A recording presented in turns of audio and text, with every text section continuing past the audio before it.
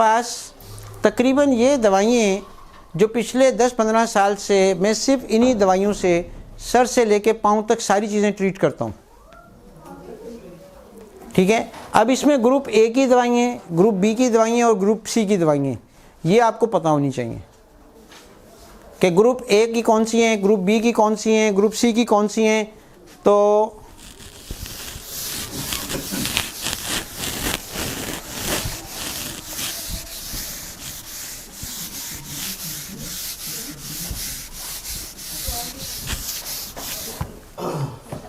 अरसलान साहब आएंगे?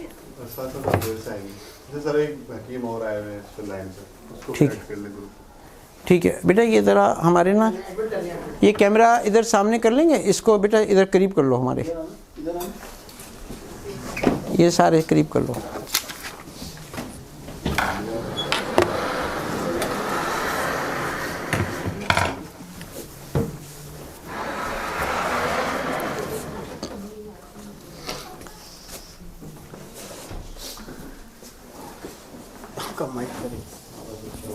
यार मैं तो इसमें घूम गया हूँ, पता नहीं कहाँ जाऊँगा मैं।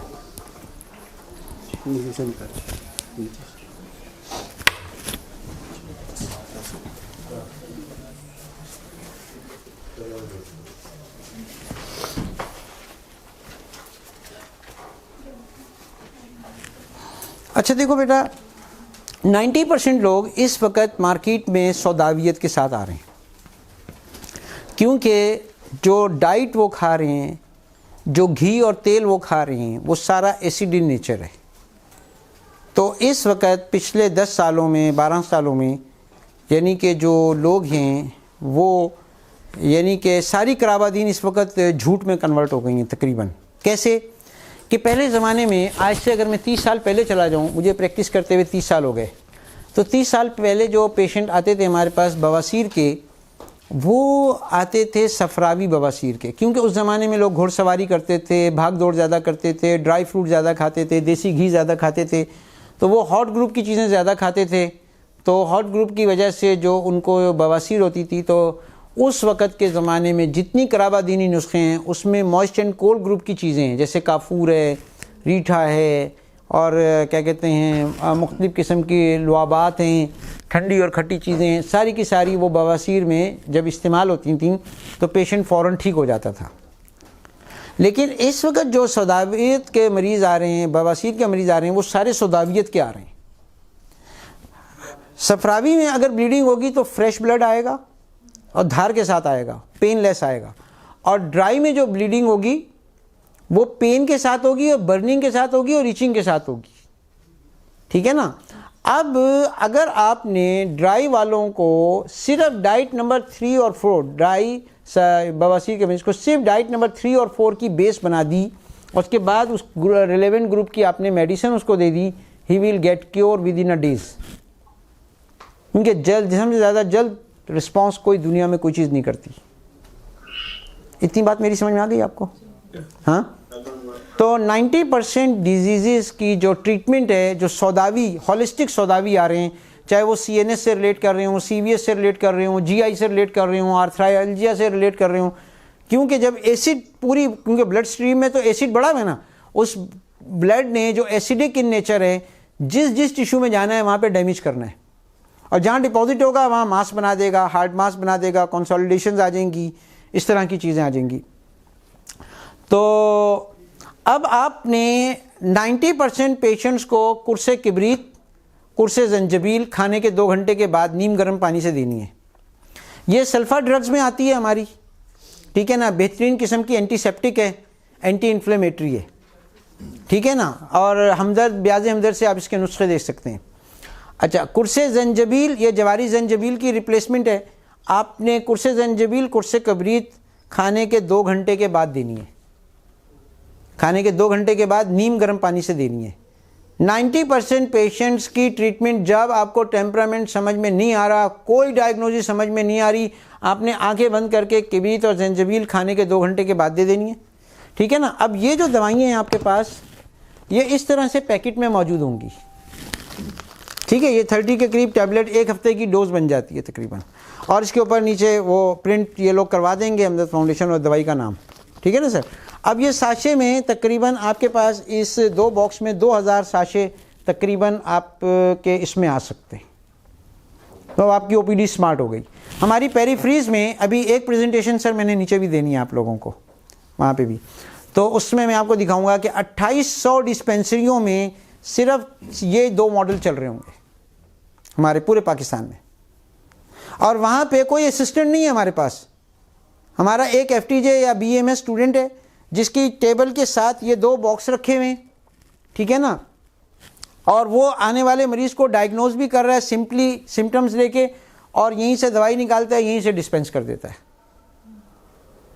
वही डायबिटीज़ वाला मॉडल कि जितना आप दिमाग लगाते चले जाएंगे, सोच लगाते चले जाएंगे, आपका मॉडल, आपका काम आसान से आसान होता चला जाएगा। ये बात समझ में आ गई? क्योंकि ना मरीज़ झूठ बोलेगा ना दवाई झूठ बोलेगी। अब डेटा जमा करना, पब्लिश करना, ये आपका काम है। ये बात समझ में आ गई? अच्छा, उसके बाद आपने बाद ग़िज़ा, खाने के फ़ौरन बाद आपने कुर्से हाजिम दे देनी है या कुर्से अजवाइन दे देनी है। ये दोनों ऑप्शन आपके पास हैं, ठीक है। कुर्से अजवाइन में यानी कि जो है ना वो ज़रा ज़्यादा रिस्पॉन्ड करती है, ठीक है ना, और अगर उसको ज़्यादा ब्लॉटिंग है या फ्लैचुलेंस है तो आपके पास कुर्से हाजिम की भी, यानी कि नौजिया वॉमिटिंग अगर हो रहा है तो कुर्से हाजिम बेस्ट ऑप्शन। कुर्से हाजिम जो है ये A ग्रुप की ड्रग है और ये B ग्रुप की ड्रग है, ये भी B ग्रुप की ड्रग है और ये भी B ग्रुप की ड्रग है। ये बात समझ में आ रही है? अच्छा, अब उसके बाद कुर्से बादियान और कुर्से मुलय्यन, ये दोनों C ग्रुप की ड्रग्स हैं, ठीक है। अच्छा, कुर्से बादियान ये जो है यूँ समझ लें कि सूसी और इंदमाली का कम्बिनेशन है कुर्से बादियान। अच्छा, अगर किसी को सफरावी अलामतें आ रही हैं और सफरा गलबे सफरा की वजह से, ओहो यार इसको बुलाया नहीं था इखलाक को,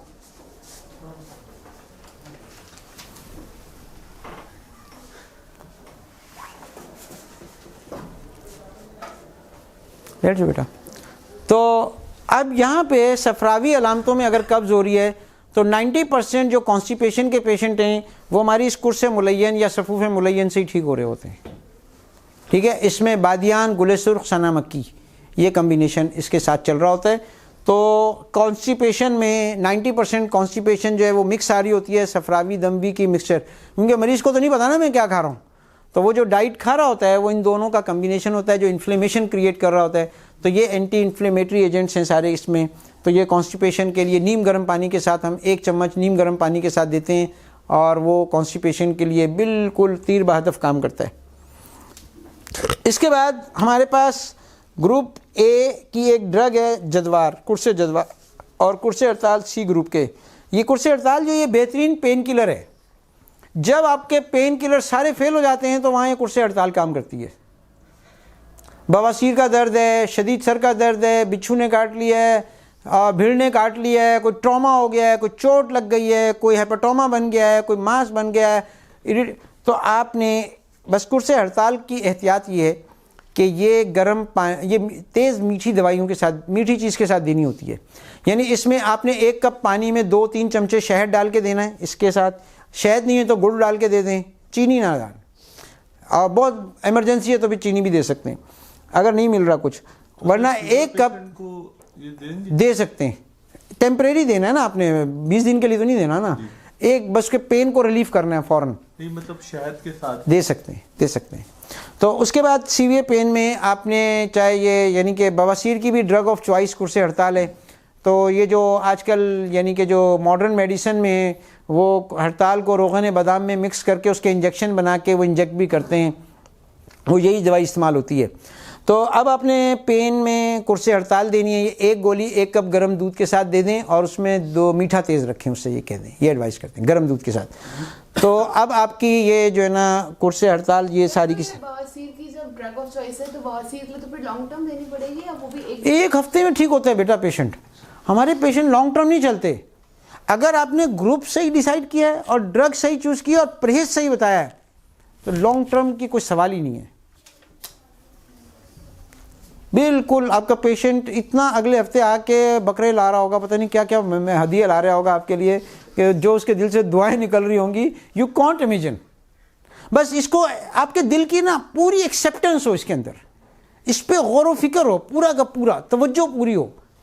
अच्छा, अब इसमें एक आध महीना आप मेरे साथ टच में रह के ना इसकी यानी कि डिस्कशंस करें। हम अपने व्हाट्सएप ग्रुप में, आपको थोड़ा सा 1 महीना लगेगा एडजस्ट होने में, लेकिन 1 महीने के बाद you will be the perfect. आपसे अच्छी ना डायग्नोस किसी होगी, ना आपसे अच्छी एडवाइस किसी की होगी, ठीक है ना। और आपकी डिस्पेंसरी बहुत स्मार्ट हो गई, ये बात समझ में आ गई। अच्छा, इसके बाद ये हमारे पास कुर्सेज डायबिटीज़ है। अच्छा, डायबिटीज़ इस वक्त 90% पेशेंट डायबिटीज़ के जो है वो नकली हैं, उनको डायबिटीज़ नहीं है, उनको सिर्फ एसिडोसिस है। कीटो एसिडोसिस कह लें या अपना क्या कहते हैं, जर्नल जितने भी एसिड हैं, लैक्टिक एसिड है, इनकी एसिडोसिस होती है जो कि ड्राइनेस क्रिएट कर रही होती है। जैसे एसिड का ताल्लुक ड्राइनेस से है, जिससे इंसुलिन की सिक्रीशन ड्राई हो जाती है। तो हमने कहा था ड्राई को किससे ट्रीट करना है? हॉट से। तो इसमें हॉट किस्म की स्पाइसेस हैं सारी, ठीक है ना। तो जब हम इसको कुर्से ज़ियाबितीस को, जो सिर्फ उन ये वाली ज़ियाबितीस उन लोगों को देनी है जो एक ग्रुप से बिलोंग करते हैं। तो एक ग्रुप में क्या था कि गर्मी ज़्यादा लग रही है, सुन लें, मैसेज ले लें, पानी से प्यास नहीं ठीक है, थोड़ी देर बाद कॉल करते हैं। अब अगर ये वाले अगर डायबिटीज़ के पेशेंट आ रहे हैं तो आपने बस कुर्से ज़ियाबितीस उनको खाने के 2 घंटे के बाद नीम गर्म पानी से एडवाइस करनी है। ज़्यादा लेवल बढ़ा हुआ है तो दिन में 4 दफ़ा एडवाइस कर सकते हैं। बहुत ज़्यादा लेवल बढ़ा हुआ है ड्राइनेस का तो 5 दफ़ा भी, 2-2 घंटे के बाद भी एडवाइस कर सकते हैं। फिर उसके बाद अगले हफ्ते जब उनकी सिम्टम रिलीफ हो जाए तो ड्यूरेशन आप जो है ना वो बैलेंस कर लें, 3 दफ़ा पे या 2 दफ़ा पे आ जाएँ। अच्छा, इन्होंने ये अंबर गलत लिखा है। अच्छा, कुर्से ज़ियाबितीस बी ग्रुप की ड्रग है, हब्बे अंबर ओमियाई ए ग्रुप की ड्रग है।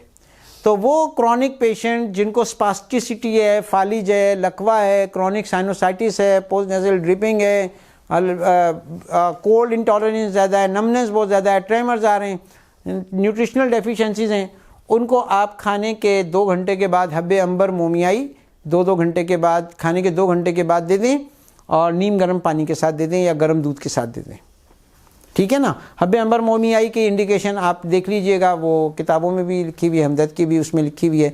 तो सारी की सारी इनफर्टिलिटी में भी हम बाज़-औक़ात इसको दे रहे होते हैं, ठीक है ना। तो ये हो गई। अच्छा, अक्सीर जिगर जो है ये माजून दबीदुल वरीद का यूँ समझ लें कि एक्सट्रैक्ट है। तो वो पेशेंट जो लीवर डिजीज़ में जिनके एंजाइम स्पेसिफिकली बढ़े हुए हैं, जिनको जॉइंटिस बढ़ा हुआ है, यानी कि टोटल बाइलोबिन उसका बहुत ज़्यादा रेज्ड है, बर्निंग है, इचिंग है, बर्निंग मिक्चुरेशन है। बर्निंग मिक्चुरेशन में भी अक्सीर जिगर और कुर्से जंजबील ये दोनों चीज़ें ड्रग ऑफ चॉइस हैं, यानी with in a day relief होता है पेशेंट को। कि अगर आपने ये 1 कप पानी में 2 चम्मच शहद डाल के उसके साथ कुर्से जंजबील दे दें या अक्सीर जिगर दे दें तो उसकी बर्निंग मिक्चुरेशन और सिम्टम्स जो हैं वो विद इन अ डे, यानी 1 हफ्ते में जॉइंटिस रिकवर होता है सिर्फ इस अक्सीर जिगर से। तो ये माजून दबीदुल वरीद का जो है ना ये एक किस्म का एक्सट्रैक्ट है, टेक्निकल एक्सट्रैक्ट है ये। उसके बाद आपके पास जवारिश जालनूस है, हब्बे जालनूस है, ये हम क्रॉनिक साइनोसाइटिस में और सी ग्रुप की चीज़ों में, ये बेसिकली ए और बी का कम्बिनेशन है।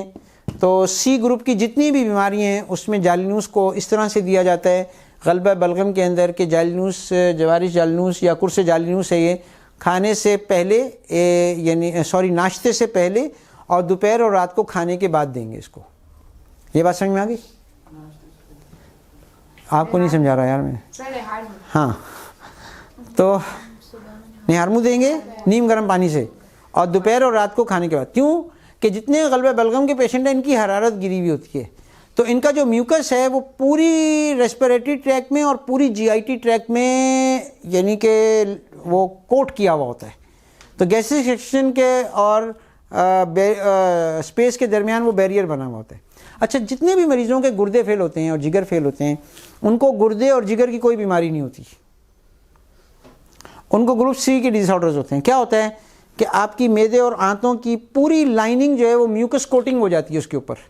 जो आप रोज़ाना आटा चावल खाते हैं ना 3 टाइम, अब ना खाया करें, ठीक है।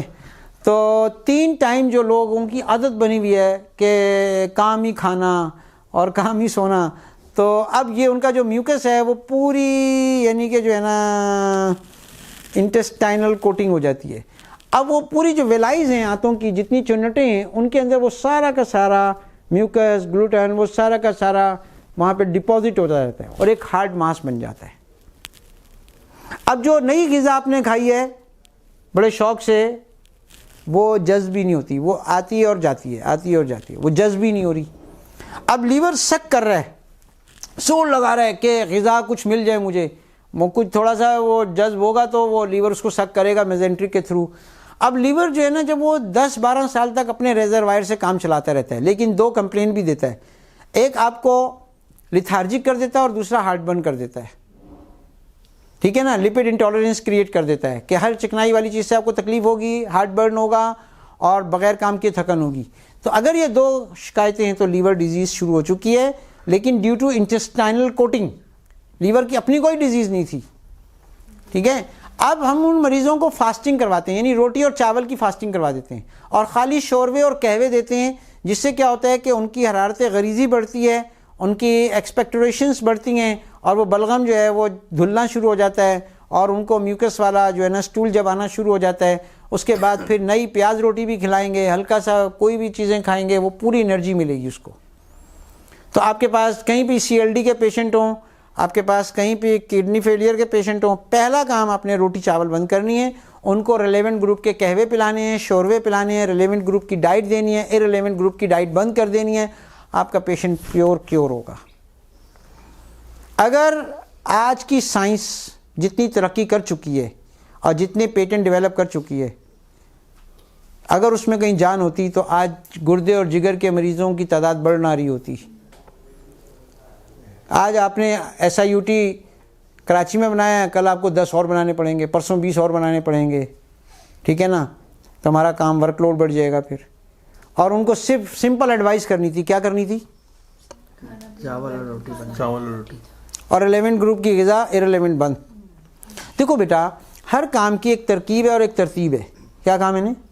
तरकीब और तरकीब, क्या? तरतीब और तरकीब और तरकीब, टेक्निक एंड सीक्वेंस। हाँ, हर काम की। अगर आपको दाल पकाने की तरतीब और तरकीब आती है तो वो दाल सारे खाएंगे, और मुर्गी पकाने की तरतीब और तरकीब नहीं आती तो मुर्गी भी बदवाएं देगी मुझे सिवा भी किया, खा भी नहीं रहे। तो हर काम की तरतीब और टेक्निक एंड सीक्वेंस। एक ज़िम्मेदार था, वो अपने नाश्ते में बहुत पैसे खर्च करता था। एक दिन अपनी ज़मीनों में सैर करने गया तो उसके जो नौकर थे ना, वो लस्सी और रोटी खा रहे थे। उसको बड़ा अच्छा लगा, उसने कहा आज मैं भी लस्सी रोटी खाऊंगा। तो उसने पहले लस्सी पी, फिर मुंह में निवाला डाला, लस्सी बाहर आ गई। फिर उसने लस्सी का घूंट भरा, मुंह पर कर लिया, फिर मुंह में निवाला डाला, लस्सी गले में भी फंसी, नाक के रास्ते बाहर आ गई। अब उसको बड़ा गुस्सा आया, कहने लगा यार सस्ता तो बहुत है, मुश्किल भी बहुत है।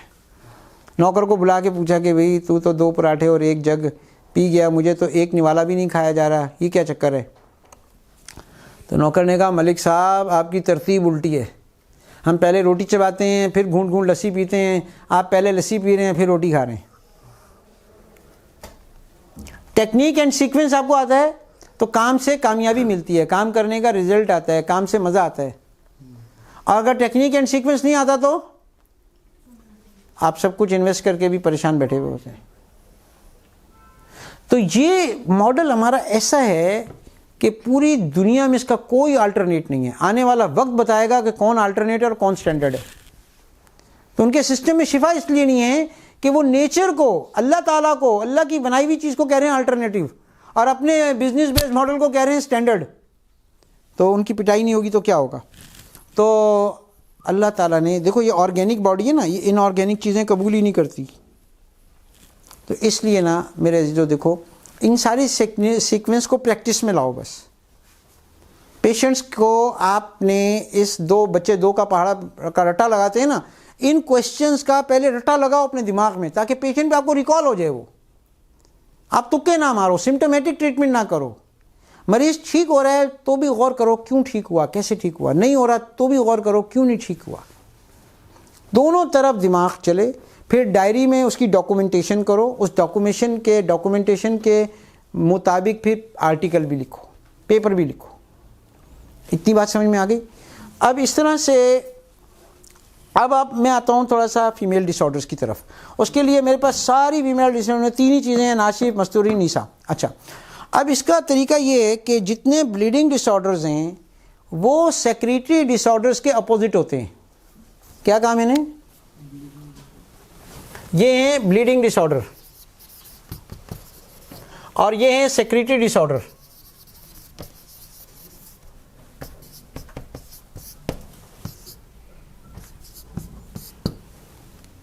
ये दोनों आपस में अपोजिट होते हैं। मसलन ड्राइनेस के पेशेंट में मैं आपको बताऊं, पेन और फ्लो 2 पैरामीटर हैं हमारे पास, पेन और फ्लो। पेन और फ्लो ये 2 पैरामीटर्स हैं मेरे पास।